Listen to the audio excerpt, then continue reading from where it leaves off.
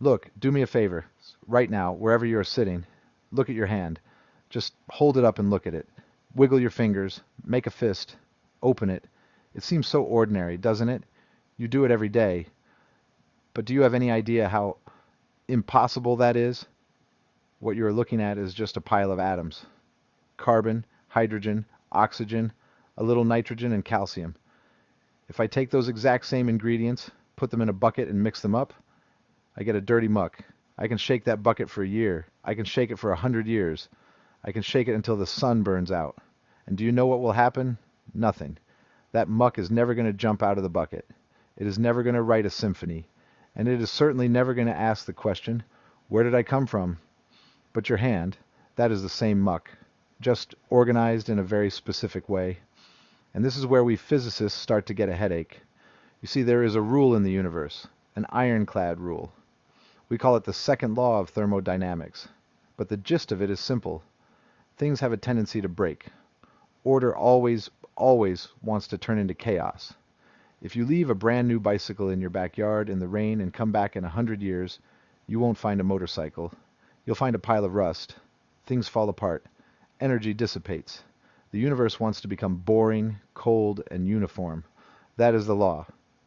But here, on this tiny blue marble, something is happening that looks like a flagrant violation of the rules. Instead of rusting and falling apart, matter decided to get complicated. 4 billion years ago, there were only rocks, water, and thunderstorms here. Today, there are opera houses, spaceships, and people arguing in comment sections. Matter didn't just not rust. It woke up. It learned to see. It learned to walk. It learned to love. How the hell did that happen? Many people look at this, at the complexity of the eye, at the elegance of a bird's wing, and they say, Richard, this couldn't have happened by accident. It's too complicated. There must have been a blueprint. There must have been a maker. And I understand them. Honestly, I do. When you find a beautiful watch on the beach, you don't assume the waves and the sand just accidentally shook themselves together, rolled some gears back and forth, and bang, you have a Rolex.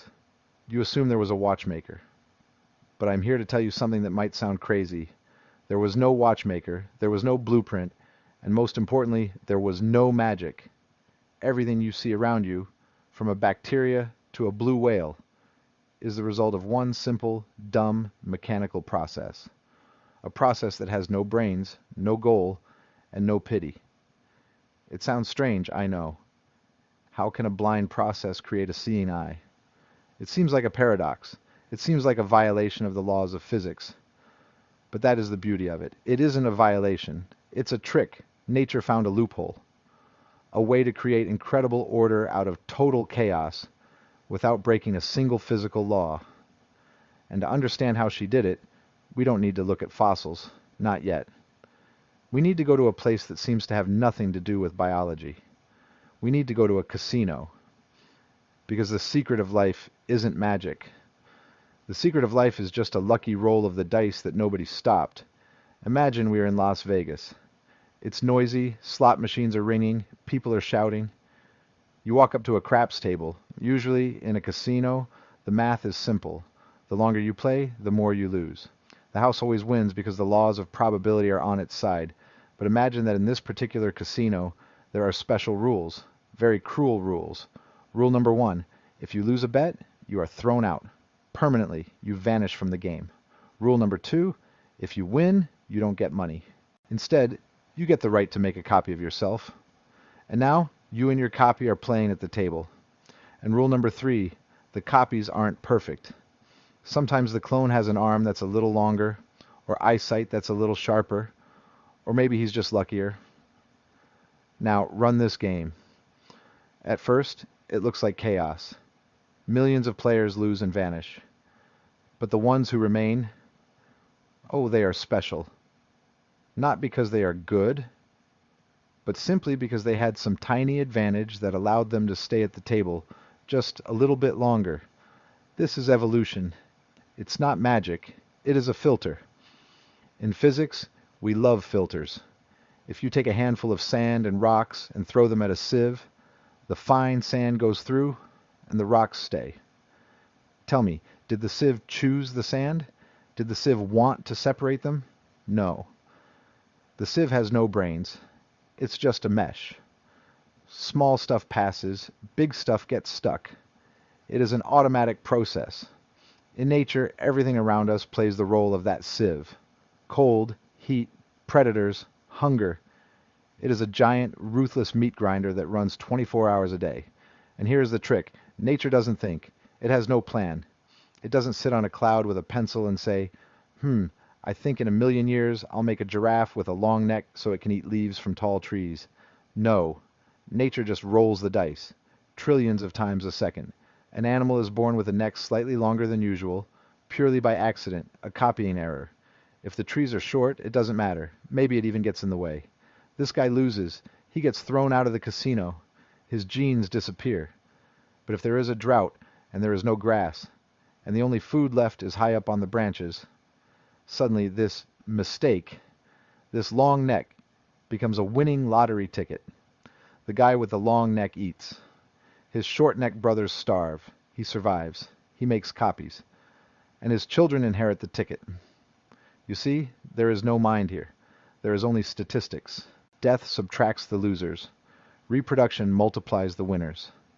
If you repeat this cycle long enough, not hundreds of years, but millions, hundreds of millions of years, the results start to look like a miracle. From simple bacteria, you get fish. From fish, things that crawl on the shore. From them, us. It's like putting 1 billion monkeys at typewriters. If they bash the keys randomly, 99.9% of what they write will be garbage. ASDFG.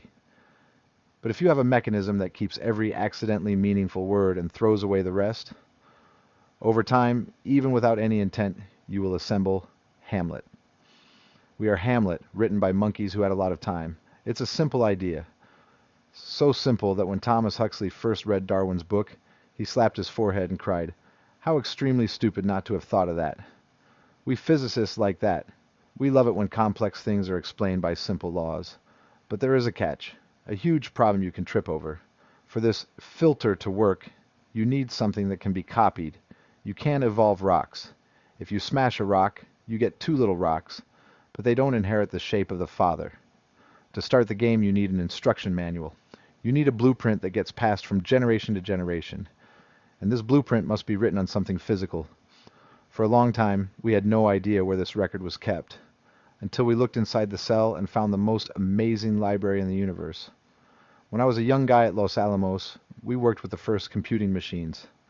They were huge monsters filling entire rooms. To make them work, we used punch cards, sheets of paper with holes in them. A hole exists, that's a 1. No hole, that's a 0. That was information. Biologists dug around in the goo of life for a long time trying to find where the blueprint was hidden, and when they found it, it staggered us all, especially the physicists and mathematicians, because they didn't find some mystical life force. They found a ticker tape. They called it DNA. But don't let the boring name fool you. This is the densest, most efficient, and most reliable information storage system in the known universe. Imagine a thread. It is so thin you can't see it even in the most powerful light microscope. But if you could pull the DNA out of a single one of your cells into a straight line, it would stretch for 2 meters. 2 meters of information coiled into a knot smaller than a speck of dust. And what is written on that tape? It's not pictures, it is code. In our computers, we use binary code, 0s and 1s. Nature uses a quaternary code, 4 chemical letters, A, C, T, and G. The order of these letters determines whether you will be a human, a banana, or a fungus.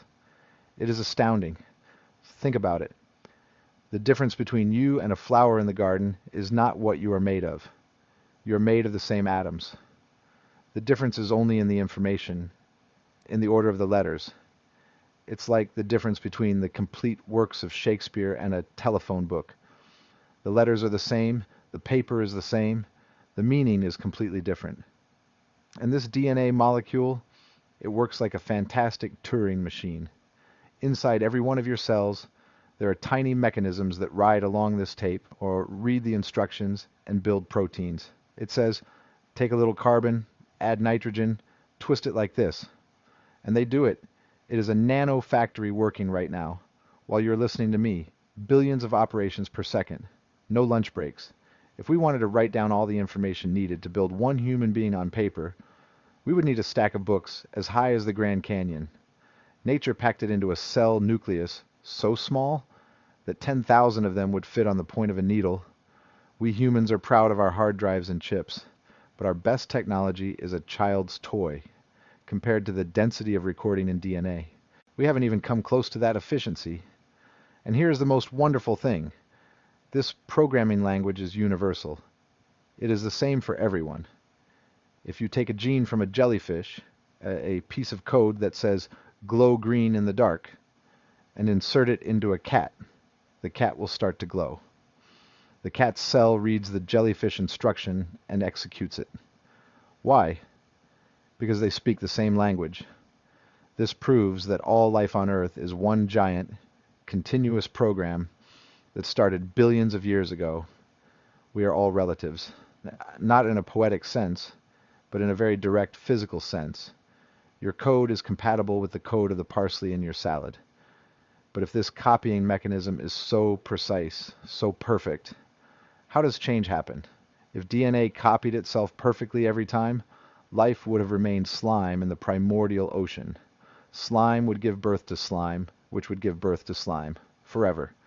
For something new to appear, something has to go wrong. The system must fail. The irony is that the greatest creator in history is not a genius. It is the mistake. In the world of engineering, in my world, we hate mistakes.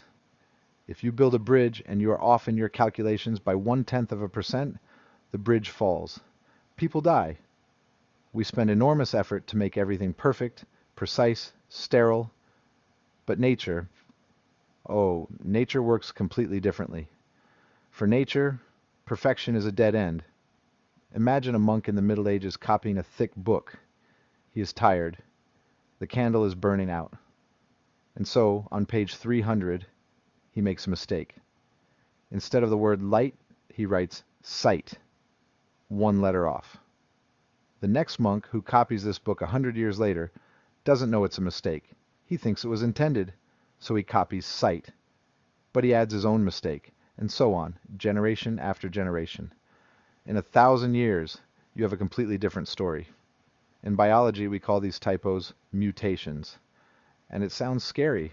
We are used to thinking of mutants as monsters from cheap sci-fi movies with 3 eyes and tentacles. But actually, a mutation is just a quantum accident. The DNA molecule is being copied. Suddenly, bang! A particle of cosmic radiation hits it, or a thermal vibration pushes an atom too hard, and a tiny chemical bond jumps. The letter A turns into the letter G. In 99% of cases, this is a catastrophe. If you start randomly changing parts in your car engine, it won't go faster. It will break. Most mutations either do nothing or kill the organism before it is even born.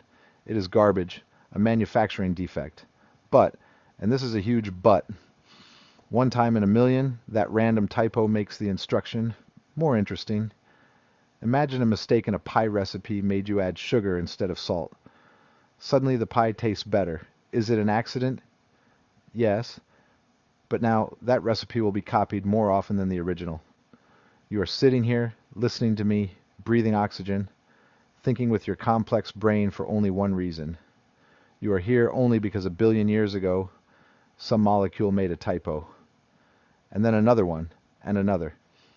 It seems insane that random glitches could create an eye or a brain.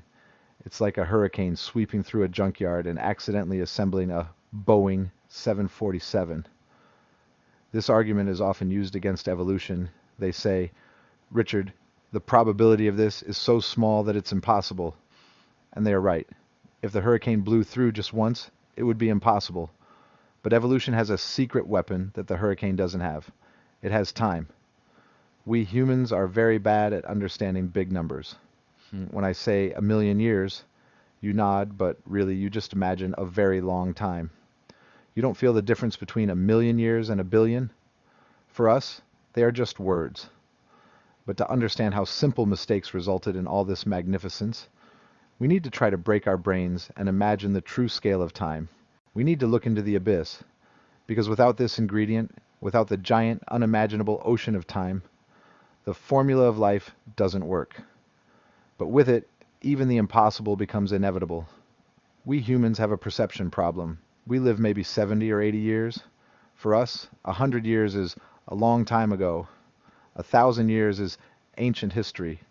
But for geology, for the universe, 1,000 years isn't even a blink. It is less than the vibration of an atom. And when we say evolution took 3.5 billion years to create us, the brain shuts down. We can't imagine that number.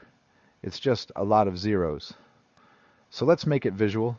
Stand up and spread your arms out to the sides, wide as you can.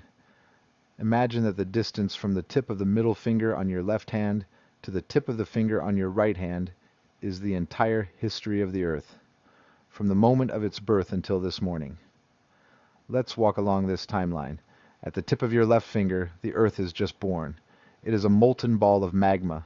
You move to the wrist of your left hand.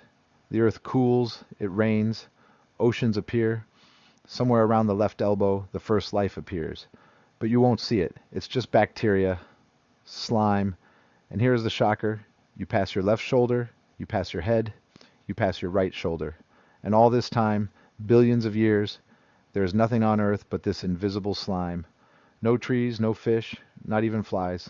Bored to death. It seems like nothing is happening, but there in the ocean, that casino algorithm is working. Roll, error, filter. Roll, error, filter. Slowly, agonizingly slowly, you reach the wrist of your right hand. Only here does life start to become visible. An explosion of diversity. Strange creatures appear in the oceans. On the palm of your right hand, dinosaurs emerge. They rule the roost for a long time, almost to the middle of your fingers. And where are we? Where's the Roman Empire? Where are the pyramids? Where's the internet? Where are you? The entire history of humanity, from the first people in caves to the moment you are watching this video, fits on the tip of the fingernail of the middle finger of your right hand. If you take a nail file and make one light swipe, you wipe it all away. You erase Shakespeare, Einstein, wars, revolutions, your first love. All of it is just dust on the very edge of the fingernail. That is how much time it took for order to emerge from chaos. We often ask, if evolution is real, why don't we see a monkey turning into a human right now, at the zoo? That is like looking at the hour hand on a clock and screaming, "It's not moving! The clock is broken!" It is moving. You are just too impatient, and your life is too short to notice it. Evolution is not an explosion. It is erosion. Water cuts through stone not by force, but by persistence. So life sculpts itself, form by form, century by century. And when you understand this scale, you stop waiting for miracles. You start to appreciate the result. The fact that we are standing here at all, on this tiny fingernail, able to look back at this whole journey, that is the miracle. But I am a scientist. I don't believe in pretty stories just because they are pretty. I want proof. I want to see the evidence. If all this is true, if we are indeed remodeled fish, and not perfectly created sculptures, then inside us there must be traces of this renovation. Scars, patches, leftover parts from old models that evolution forgot to throw away. And you know what? If you pop the hood of the human body, we find a total mess in there. Let's look at the clues. And I'm warning you, what we find doesn't look like the work of a genius architect. It looks more like the work of a lazy plumber. If you ask a religious person, they will tell you that the human body is a temple, a perfect creation, the pinnacle of engineering thought.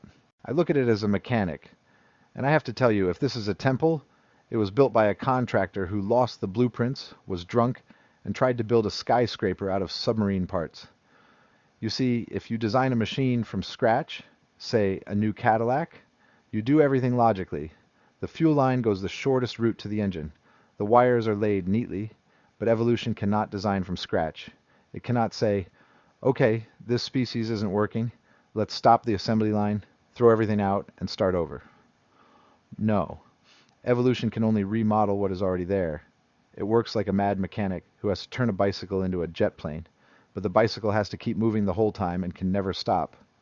And the proof of this repair on the fly is literally stitched into your body.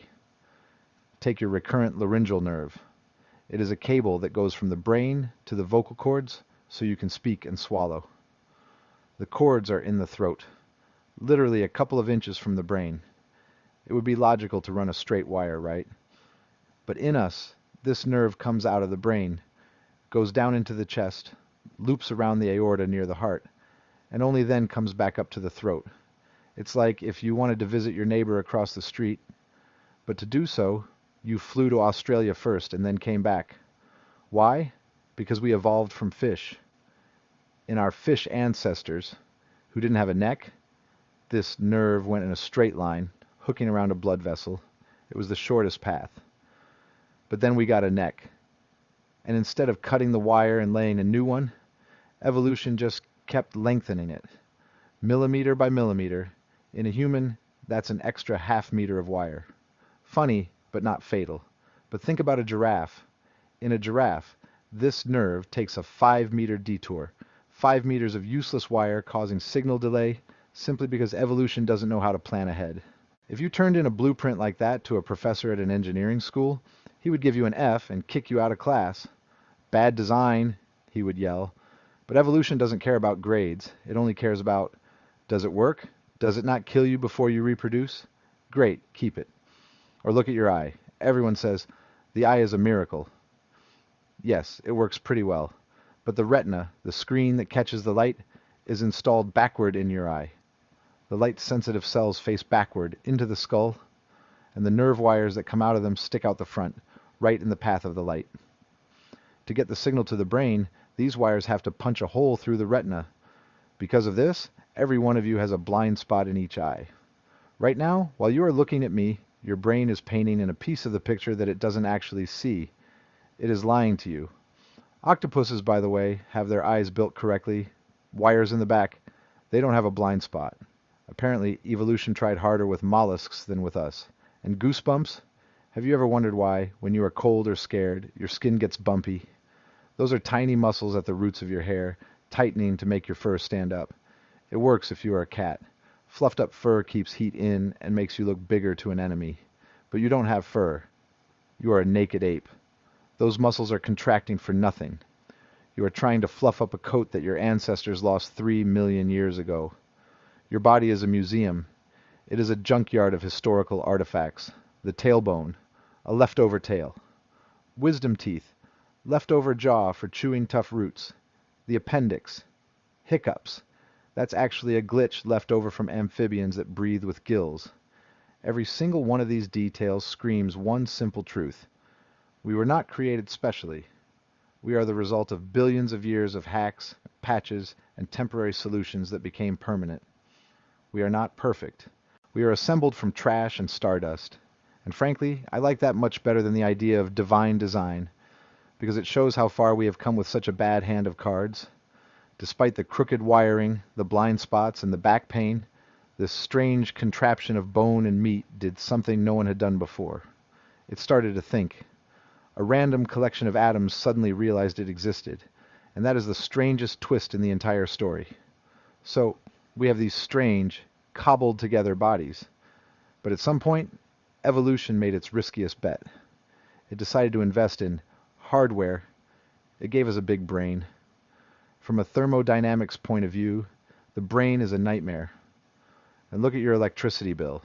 If you have an appliance in your house that weighs only 2% of your total belongings, but eats 20% of all the energy, you would probably throw it in the trash. It's not cost effective. Your brain weighs 1.5 kilograms, but it takes every 5th breath you take and every 5th slice of pizza you eat. It is a very expensive gadget.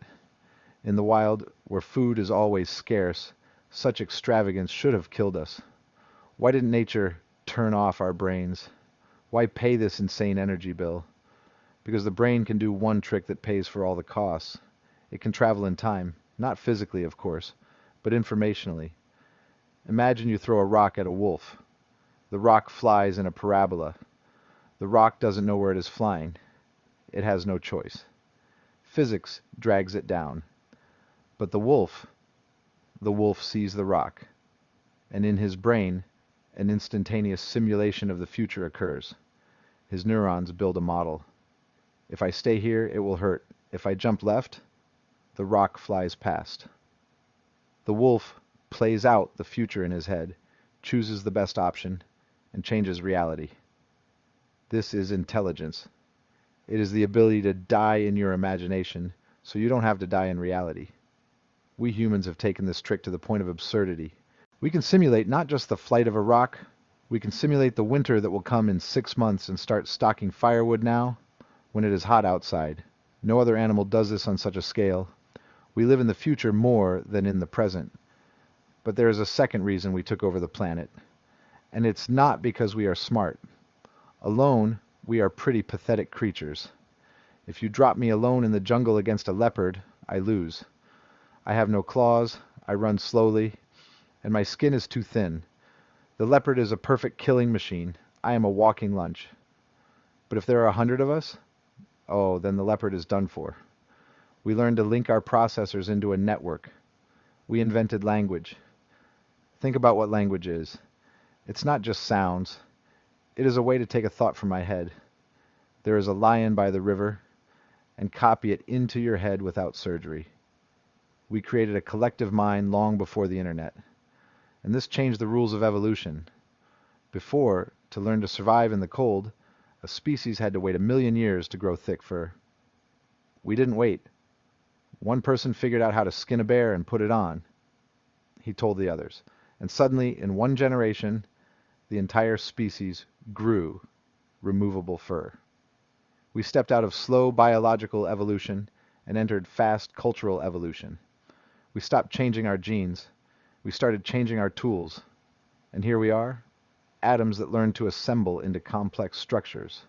Structures that learn to copy themselves. Copies that learn to make mistakes. Mistakes that learn to think. It is a long road. From hydrogen burned in stars to neurons that are now trying to understand where they came from. Many fear that science kills romance. That if you break a rainbow down into wavelengths, it stops being beautiful. That if you explain a human as a set of chemical reactions, he loses his soul.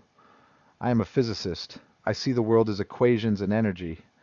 But when I look at this, I don't feel emptiness. I feel awe. Because it means we are not strangers here. We are not tourists who came to Earth to see the sights. We grew out of the Earth. We are the Earth that has found its voice. Sometimes, when you are alone at night and look at the stars, you might get a strange feeling. A feeling that you are very small, and the universe is very big, cold, empty, and it doesn't give a damn about you. You might feel lonely, an alien at this party of matter. But that is an illusion. And biology, together with physics, shatters this illusion into pieces. Listen to me closely. You didn't come into this world from the outside. You weren't placed here. You grew out of this world. You are as much a part of nature as a wave is part of the ocean. Every atom of oxygen in your lungs, every atom of carbon in your muscles, every atom of iron in your blood was not created at birth.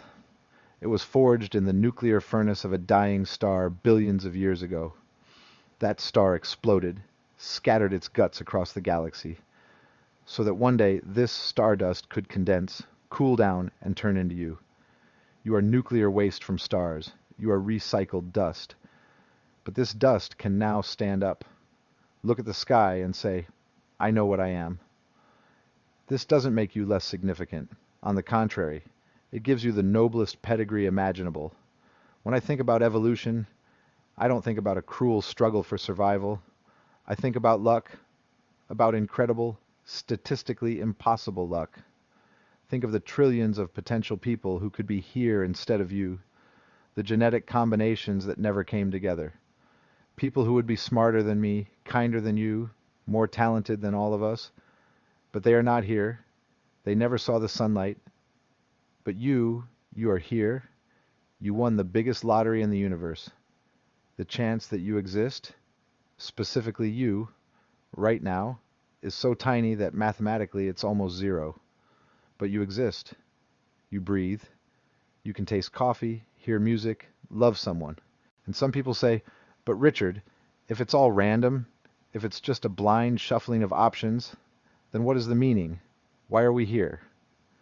They want the meaning to be written in a big book in the sky. for someone to give them instructions.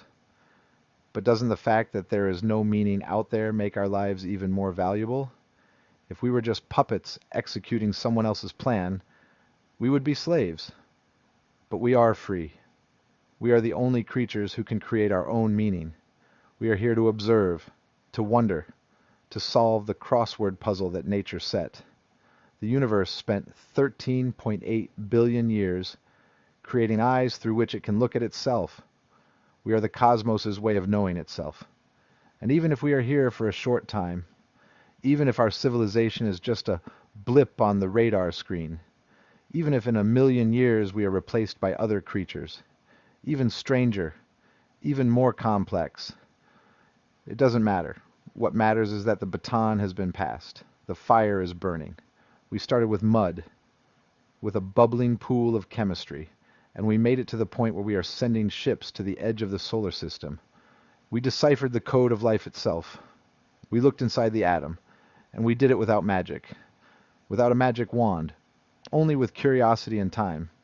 It is the greatest story ever told. And the most beautiful thing about it is that it is true. You don't have to believe in it, you just have to look at your hand, look in the mirror, and realize that you are looking at the result of the longest, most complex, and most successful experiment in history. Nobody is at the controls. There is no pilot. The plane flies itself. And you know what? That makes the music of our flight all the more beautiful.